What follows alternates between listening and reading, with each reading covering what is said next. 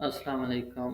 इस वीडियो में हम डिस्कस करेंगे कि हम हाई डिविडेंड यील्ड वाले स्टॉक किस तरह फाइंड आउट कर सकते हैं। तो उसके लिए हम वेबसाइट ओपन करेंगे scstrade.com। ये ऊपर वेबसाइट लिखी हुई है, आप देख सकते हैं scstrade.com। तो इस पे हम एंटर करेंगे।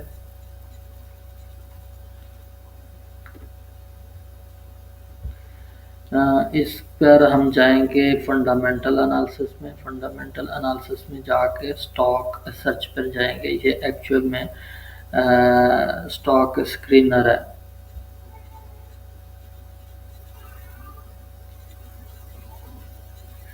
इस पर जाने के बाद आपको यहाँ कोई भी कंपनी नज़र नहीं आ रही। इसकी वजह यह है कि कोई भी अभी तक कोई भी फ़िल्टर नहीं लगा हुआ। तो हमने यहाँ से फ़िल्टर खुद सेलेक्ट करने हैं। ये सारे फ़िल्टर हैं, ये सारे नीचे तक आप देखें तो ये सारे फ़िल्टर हैं। आप कौन कौन सा फ़िल्टर लगा के अपनी मर्ज़ी का स्टॉक निकाल सकते हैं। यहाँ से डिफरेंट फ़िल्टर लगाएं और अच्छे से अच्छा स्टॉक यहाँ से फ़िल्टर कर सकते हैं। मैं सबसे पहले यहाँ पर प्राइस का फ़िल्टर लगाऊंगा, क्योंकि मुझे जो स्टॉक चाहिए वो मुझे 20 रुपये से ऊपर वाला चाहिए।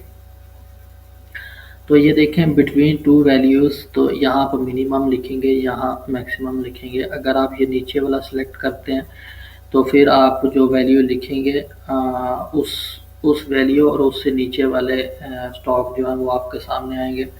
और अगर आप ये सिलेक्ट करते हैं ग्रेटर देन इक्वल टू, ये देखिए मैं सिलेक्ट करता हूँ, तो अब जो मैं वैल्यू यहाँ पर लिखूँगा उस वैल्यू और उससे ऊपर वाले स्टॉक आपको नज़र आएंगे, उस वैल्यू से नीचे वाले नज़र नहीं आएंगे। तो मैं यहाँ पर 20 लिखता हूँ, मुझे 20 रुपये से ऊपर वाले स्टॉक चाहिए। तो ये देखिए आपके पास ये 229 कंपनियाँ आ गई हैं। तो इसमें अगर हम ढूंढें तो हमारे पास 20 रुपये से नीचे कोई कंपनी नहीं आई। तो इसके बाद मैं दूसरा फ़िल्टर जो है वो अप्लाई करूँगा। वो मैंने करना डिविडेंड यील्ड, क्योंकि हमारा पर्पज़ ही ऐसी कंपनियां तलाश करना है जिनके डिविडेंड यील्ड जो है वो अच्छी खासी हो, यानी हाई डिविडेंड यील्ड वाले स्टॉक हो। तो यहाँ पर मैं क्लिक किया तो इसमें भी मैं सेलेक्ट करूँगा ग्रेटर देन और इक्वल टू, यानी जो वैल्यू, इस पे मैं क्लिक करूँगा और जो वैल्यू हम यहाँ पर लिखेंगे उतनी यील्ड या उससे ज़्यादा यील्ड वाले स्टॉक फिल्टर हो जाएंगे।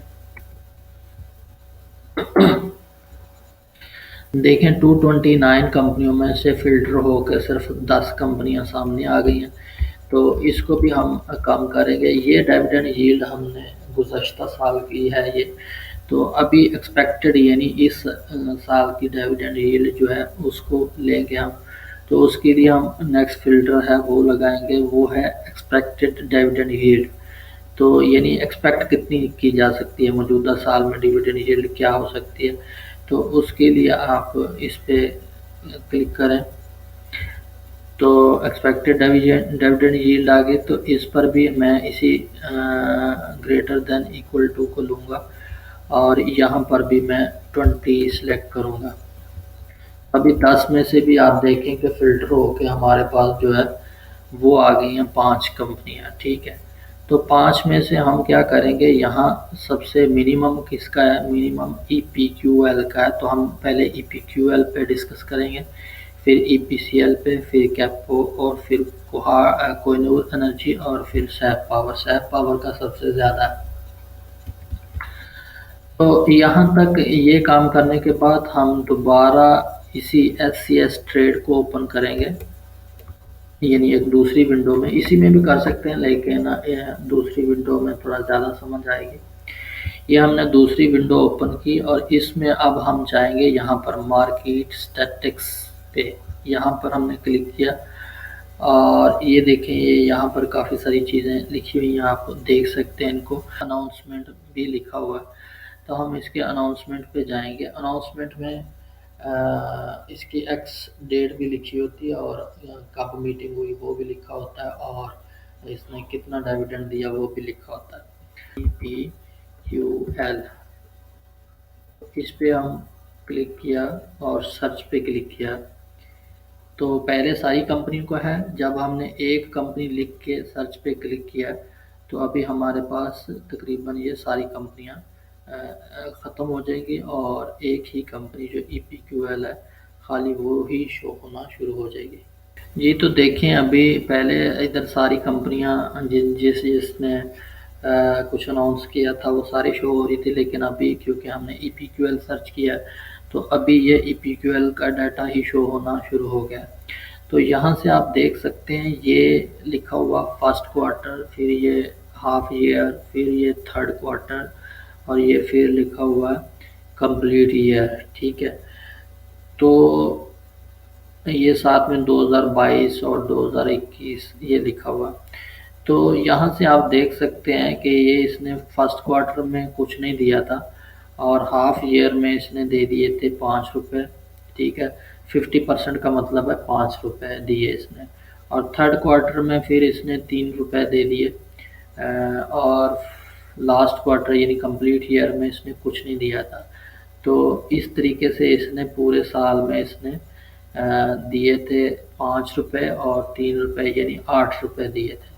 सही है, यानी ये स्टॉक है ₹26 का और इसने दिए कितने ₹8 दिए 2022 में। इसी तरीके से इसने ये देखें 2021 का साल, ये फर्स्ट क्वार्टर है, ये इसका हाफ ईयर है, ये थर्ड क्वार्टर है और ये फाइनल ईयर है। तो इसमें भी आप देखें तो इसने हाफ ईयर में ₹1.5 दिया और कंप्लीट ईयर में इसने 60% यानी ₹6 दिया, यानी टोटल इसने दिया ₹7.5। 2021 में इसने ₹7.5 दिए और 2022 में इसने ₹8 दिए। और आप देखें कि ये लास्ट क्वार्टर में इसने कुछ नहीं दिया, उसकी रीज़न यही थी कि इसने पूरे साल में ऑलरेडी ₹8 दे दिए थे 2022 में। तो अभी जब इसने इस क्वार्टर में कुछ नहीं दिया था तो बड़ी एक्सपेक्टेशन की जा सकती है कि अभी इस क्वार्टर में ये डिविडेंड देगा। तो उसके लिए हमने इसकी बोर्ड मीटिंग देखनी है कि बोर्ड मीटिंग कब है। बोर्ड मीटिंग ये यहाँ पर शो नहीं कर रहा। बोर्ड मीटिंग हम इसकी एक और वेबसाइट है उसको भी आप नोट कर लें KSC, ये देखें KSCstock.com। तो इस वेबसाइट पे जाएंगे तो आपको इजीली हमारी जो बोर्ड मीटिंगें हैं अनाउंस हो चुकी हैं वो मिल जाएंगी। यहाँ पर आएँ आप बोर्ड मीटिंग पर, तो ये देखें आपके सामने आ गई। इसकी बोर्ड मीटिंग कब है? इसकी बोर्ड मीटिंग 11 को है, यानी आज 10 तारीख है तो 11 तारीख को EPQL की बोर्ड मीटिंग है। और भी काफ़ी कंपनी का, इनमें से 2 ख़ास कंपनियाँ, एक EPQL है और दूसरी कंपनी जो है वो DCR है। DCR भी अच्छी कंपनी, उस पर नेक्स्ट हम वीडियो बनाएंगे। EPQL की बोर्ड मीटिंग है फर्स्ट क्वार्टर की 11 अप्रैल 2023 को 10 बजे सुबह, यानी 12 बजे तक, ये मार्केट क्लोज होने तक इसका रिज़ल्ट मिल जाएगा कि इसने क्या अनाउंस किया। तो इधर से हमने देखा कि ये 28% और 26% तक डिविडेंड देता है। ये परसेंट का मतलब क्या है कि 1 लाख पे 28,000। ठीक है, तो आपका अगर 10 लाख होगा तो ये आपको 2,80,000 आएगा या 2,26,000 आएगा। यानी तकरीबन 1 लाख पे अगर इस साल में हम एक्सपेक्ट करें तो तकरीबन 1 लाख पे 25,000 तक आ सकता है। तो इस क्वार्टर में पिछले क्वार्टरों को ये डिविडेंड देखते हुए ₹3, ₹5 यानी ₹8 साल का और ये ₹7.5 साल का, तो इस हिसाब से देखा जाए तो तकरीबन हमें ₹6 भी ये साल का दे सकता है और एक क्वार्टर में ₹1.5-2 भी ये दे सकता है।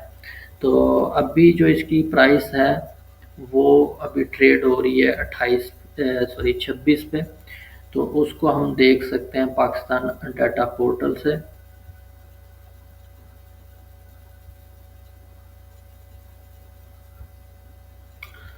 जी, ये पाकिस्तान डाटा पोर्टल पे हम इसकी कीमत देखेंगे। EPQL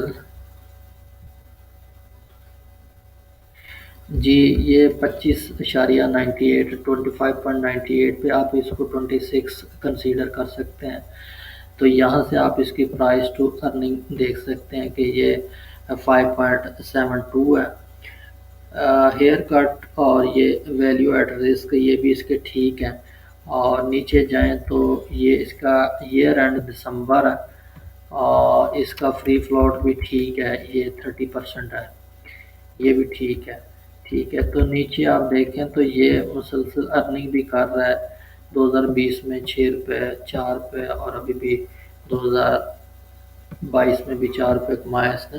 तो ओवरऑल फंडामेंटली शेयर ये ठीक है और प्राइस जो है वो इसकी ट्रेड कर रही है 25.98 पे। और कल इसकी बोर्ड मीटिंग है, बोर्ड मीटिंग में ये कुछ ना कुछ अनाउंस कर सकता है और उसकी वजह से इसमें रैली बन सकती है, इसकी प्राइस हाई बना सकती है, हाई यानी तकरीबन 28 तक जा सकती है। जी, तो ये आपके साथ अब मेटा स्टॉक की भी पोजीशन शेयर करें तो ये इस टाइम जो है एक्चुअल तो इसकी बाय का एरिया जो है वो ये है तकरीबन 23 का एरिया, 23.5 से 24 तक का। लेकिन इसकी मीटिंग पे डिपेंड करता है, जो इसकी टुमारो मीटिंग है। तो अगर इसकी मीटिंग जो है वो अच्छा रिज़ल्ट देती है तो ये फिर अपना यहाँ पर 28 तक आ सकता है या इससे भी ऊपर जा सकता है। अगर इसका रिज़ल्ट अच्छा आता है तो ये यहाँ तक 28 तक आ सकता है। अभी इसकी क्लोजिंग है क्लोज है ये 26 पे तकरीबन क्लोज है, सॉरी यस 26 पे क्लोज है। तो ये इस 28 तक जा सकता है अगर इसकी रिज़ल्ट अच्छा आता है। तो डिपेंड करता है 11 अप्रैल पे। एक्चुअली इसका बाय एरिया 23 से 24 है, लेकिन कल की मीटिंग पे डिपेंड करता है कि अगर रिज़ल्ट अच्छा आता है तो ये अच्छा खासा डिविडेंड अनाउंस करता है तो फिर ये 28 तक इजीली जा सकता है। ओवरऑल ये अच्छा स्टॉक है, अगर हम इसको अपने पोर्टफोलियो में रखते हैं तो इसका आप देखें कि इसका जो डिविडेंड है वो 25% और 26-28%, यानी ये 27% हो गया और ये 29%, 28-29-30%। अब मिनिमम भी पकड़ें तो 25% इसका डिविडेंड जो है वो हमें मिल सकता है, यानी 1 लाख पर 25,000 हम हासिल कर सकते हैं। तो इसके लिए ये बहुत अच्छा स्टॉक है इस हमारी सीरीज़ का। तो इंशाल्लाह इसके बाद ये बाकी ईपीसीएल, कैपको, कोहिनूर एनर्जी और सैफ पावर को भी डिस्कस करेंगे। बहुत शुक्रिया, अल्लाह हाफ़िज़।